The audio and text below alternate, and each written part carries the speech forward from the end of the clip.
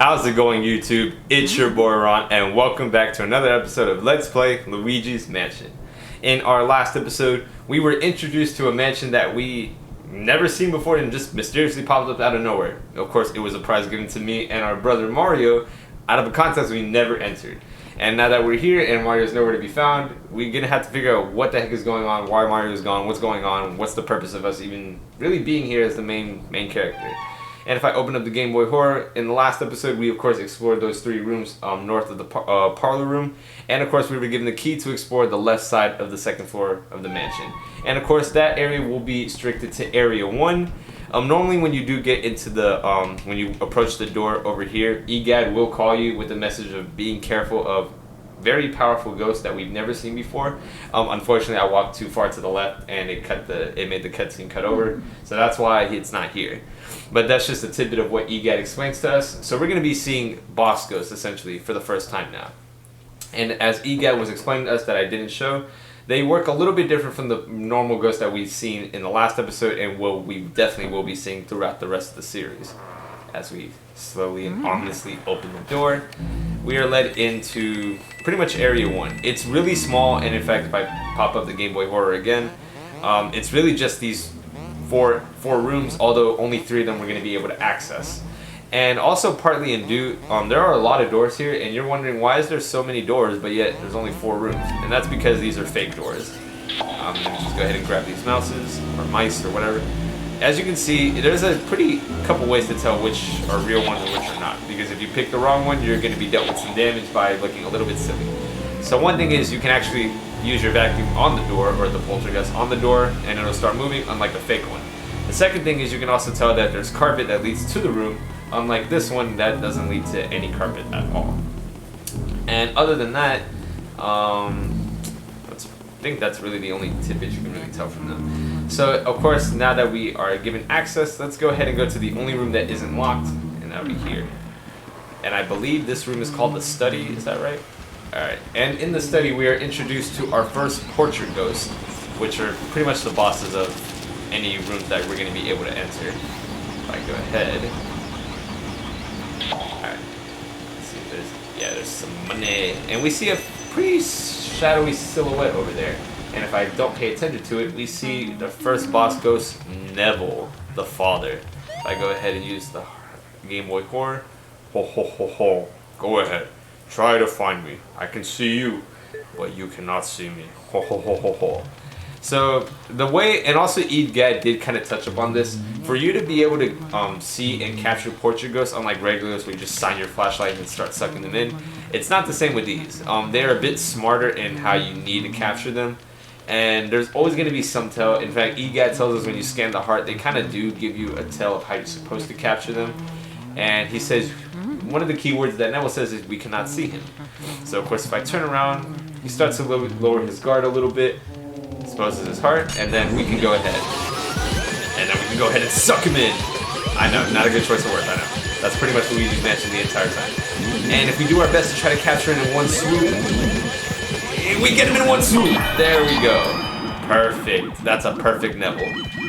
Alright, the goal is to try to get him in one swoop. It's not impossible as we just saw, but it is a little bit difficult.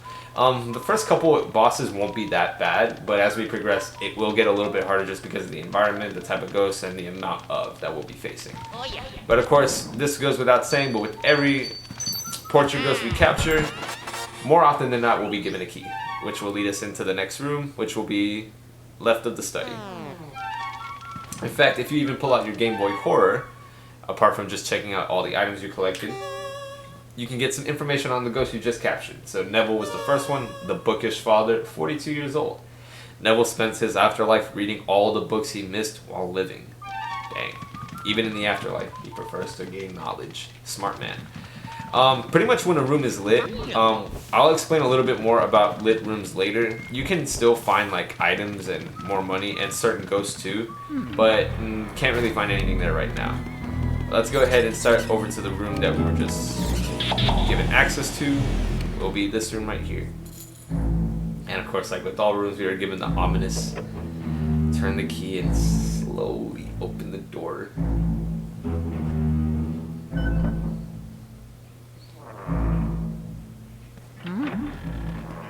And I believe this should be the master bedroom. Yep, there we go. And sometimes if you explore the room a little bit before you light it up with the lights after capturing the boss, you can see some things that normally you wouldn't be able to. Nothing there. And then of course we are exposed to this lady right over here. The second portrait ghost you can encounter. We scan her heart. Ooh, what's up, Luigi? Oh, no, that's not what I wanted to do. Okay, after some very unfortunate plays, I did show you one thing I neglected to really even bring up. So there are a couple mirrors placed throughout the game, and if you happen to use your Game Boy Horror on the mirror, you cause yourself to go into like a spinning daze that takes you back to the main room. It is great in terms of being able to get back to there in terms of like cutting down traveling time. That's really its main purpose. So after that unfortunate mistake, let me go ahead and start heading back here. And let me do what I was supposed to do and actually scan her heart, not the mirror. Isn't my hair just gorgeous? Of course, I do spend a lot of time on it. I was so bored cooped up on in that painting. Now I spent all my time in front of the mirror. It seems to scare people though, so everything is coming up roses. Alright, I honestly didn't know what that meant when I first played the game, but what you're supposed to do, since pretty much like Neville and every other portrait ghost will encounter, you can't just simply shine it. You have to find a way to manipulate the game to make her, let her guard down and expose her heart. And in this one, you're supposed to take back the curtains. A breeze will appear. She'll get a little distracted with such a draft, and then this is our chance to go ahead and suck her in. I know, still poor choice of words. That's what Luigi's Mansion really is in a nutshell. Saying suck. Alright, if I can do it successfully one time.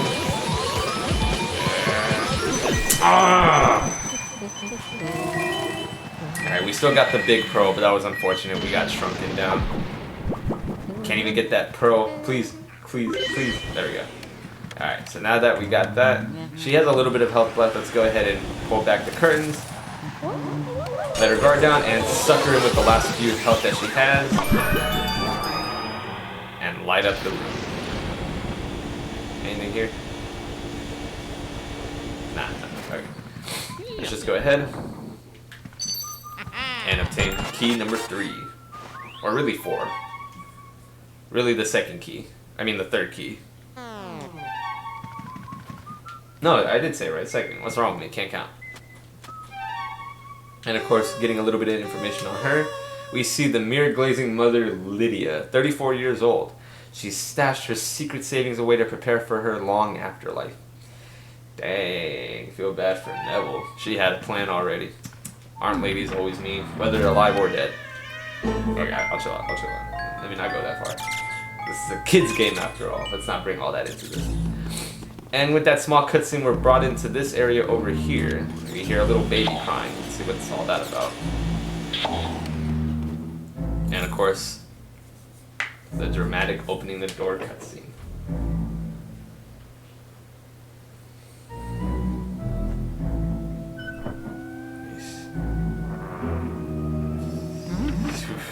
Alright. And then I guess we're brought into the nursery, right? Yeah. You can even hear like that silo thing playing, or whatever that thing is called, the child's toy thing. And then we see a little baby at his crib. Let's go ahead and inspect that and see what's going on. He has a big heart. Bigger than his body. Mario! No, I'm not trying to call for Mario. Horsey. Rocky. Horsey. Okay, so he's saying Rocky the Horsey. Mario! Mario's not here, Luigi. Mario! Okay. He continues to cry as we rock the horse and we awaken him. Hey, wanna play with me? What? No, I don't want to play with you. Alright, so what we have to do is grab this beach ball. If I can actually grab it. Alright, there we go. And then, boom! Hit the baby. I don't think the little baby liked that. Ow, you gave me an owie. I just wanted to play with you. I hate grown-ups. Why do you have to be better than me? I'd had enough. Small. Now grow smaller, small, itsy tiny little wee goo gaga. And then with that, the baby shrinks us down into his crib, so he really did.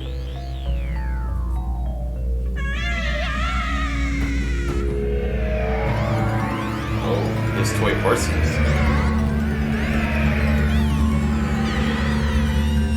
And the menacing baby grows and tries to make us contend. And so guys, it has brought us to the Area 1 boss, Chauncey, the little baby. So of course, in Luigi's Mansion, the bosses are area bosses. Like Chauncey's going to be the first one we encounter, and they are going to be working a little bit different than how Portugal's work, like Neville and Lydia were. Similarly, we do have to find a way to, of course, penetrate or attack Chauncey to where we can actually suck him in, because right now we can't just simply do that. And part of the gimmick is we have to use those play balls that he had in his crib, at his nursery, and shoot him with it, exposing his heart, and it gives us the ability to suck him in. Alright, I didn't do that successfully. That was my fault. And then he grows angry, and then we'll start to stomp him out. Just try your best to avoid any damage. And in all honesty, Chauncey really isn't the most difficult area boss. As long as you just avoid getting hit and follow the pattern, you'll pretty much be successful. And if you're actually good at capturing ghosts, unlike me, it shouldn't take that long. But of course, since I'm terrible at this game, it's gonna take long. Oh. Of course, I get hit with everyone, you stupid little kid.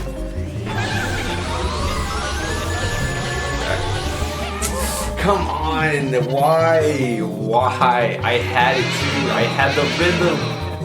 Right. I don't know if area bosses work a little different and you can't capture them in one swoop. I don't know if that, I know with the Portuguese you can, it's possible. I don't know if with area bosses though.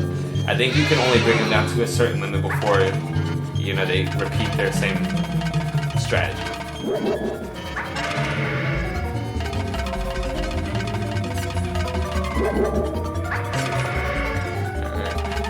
I'm not gonna lie, Chauncey really is a little bit of an imitating baby.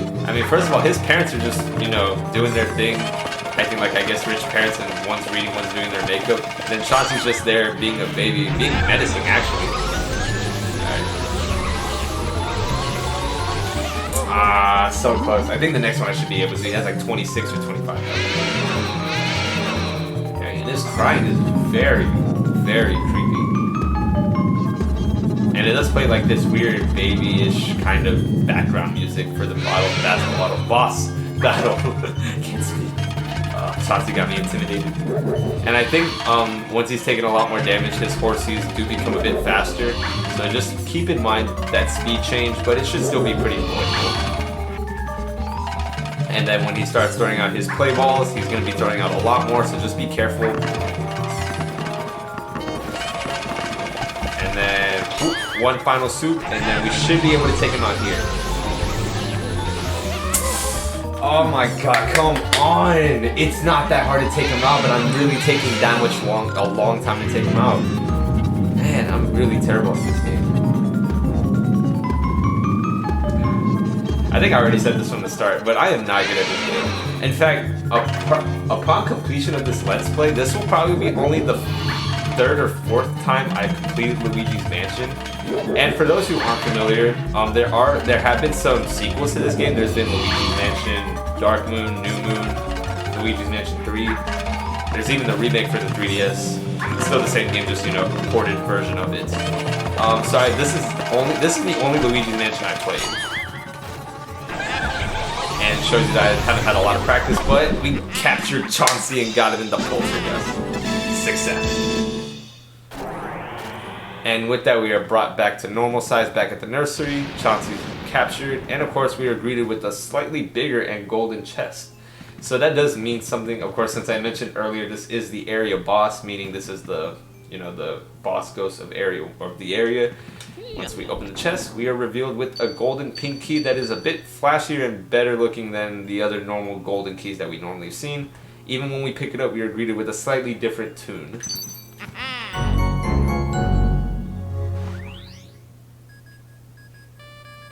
And Luigi's face, his icon was too funny.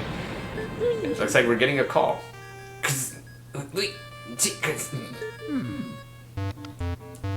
Luigi, can you hear me? Oh, thank goodness. You're okay. I lost contact with you all of a sudden. I was a tad worried. You seem to be a bit tuckered up after that long battle, don't you? Why don't you come back onto the lab? When you vacuum a boss ghost, your Poltergust 3000 gets pretty much full of bursting.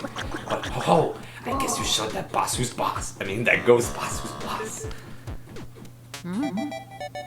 Alright, so we go ahead and listen to EGAD and start taking over to the lab. And we're greeted over into this ghostification room. I'll go ahead and explain a little bit more later. Good job, Luigi. You made it back in one piece. Take a gander at this. This fine piece of work took me nearly 20 years to develop. I call it the Ghost Portrificationizer. That's a big name. This machine lets us turn the ghosts you capture into paintings. Not only that, it works in reverse too. How to use it? Yes. Well, it's simple. Just plug that Poltergust 3000 into that slot and enjoy the ride, my boy. Alright, so as we listen to EGAD, we go ahead and put in our Poltergust in reverse, spit out all the ghosts we captured, and you know, this we captured 3, so it makes sense why there's 3 in there. And EGAD is just thrilled about his invention, and Luigi just smiles on to say, "Yep, nice, yep." And EGAD doing the Naruto run. The ghosts are invisible, so we need to press them into visible forms.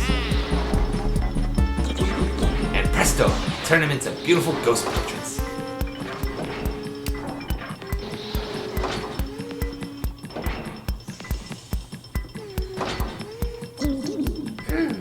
Well, we managed to turn those ghosts back into paintings.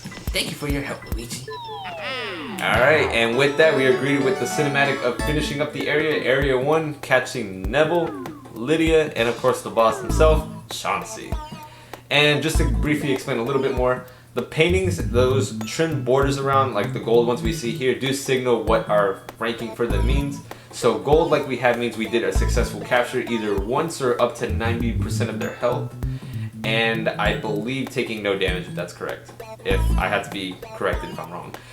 There's also silver and bronze, and of course the more you go down, the more you've been hit, or the more times you actually had to capture them.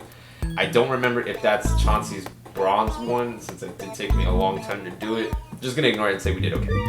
So of course we caught a total of 3, being all 3 Area 1 ghosts. And of course this next cinematic just shows us the amount of money we collected in that area.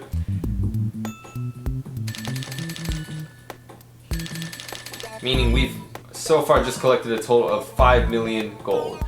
Or 5 million gold. There's still a lot more to capture, and in fact I did miss a couple in Area 1 that I should go back on into, and we can go ahead and do that now. Although, keep in mind there are some items and really some forms of money that you can't capture, I believe, after you've explored an area, if I'm not mistaken. Like I said, I've only completed this game like 3 or 4 times, and it's been a while since I've completed it again. So there's a lot that I still don't remember. I'm just trying to do it based off memory. Not that great. But of course we'll go ahead and save. Alright, Luigi, where would you like to go? So we could go ahead to the gallery so we can go ahead and see the portraits of the ghosts we captured. Really no need to do so. There is the training room. We don't really need to practice again since we don't really need to brush up on any skills of that sort. We'll go ahead and start heading back over to the mansion.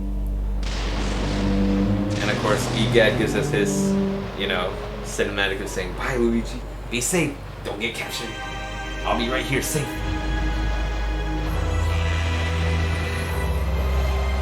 What's funny is, even though he opens the door there, you're never able to open it because, of course, you can't leave the mansion. You would be breaking the game if you did that. And even when we scan it, you know, nothing happens. So let me go ahead and start heading back up towards the rooms I was mentioning. If I can actually get there. Let me actually head over this way. I feel like there is something I was missing, and I don't remember. And of course, now that we cleared the area, the hallways and any connecting halls will be lit open. I think I'm missing anything, am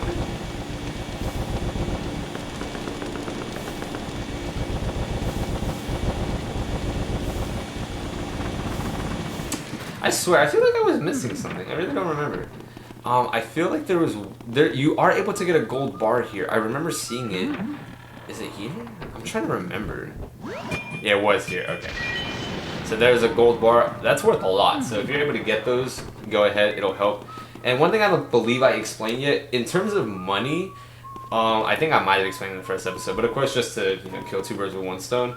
Money isn't used to purchase items. It does affect your ranking, and the more you collect, the better the ranking, and of course, the better the ending story, cinematic, if you want to call it that.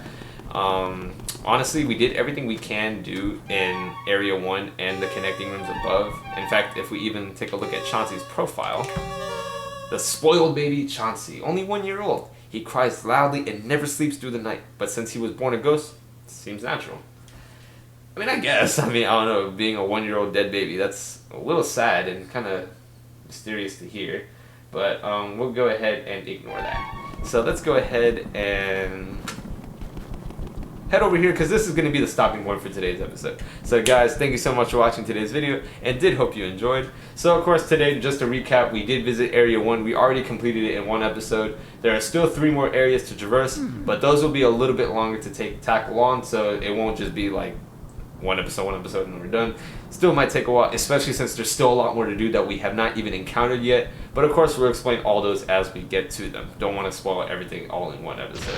So, guys, again, thank you so much for watching. This has been your boy Ron, and in the next episode, we will go ahead and explore that room over there, if I can pull up the map correctly.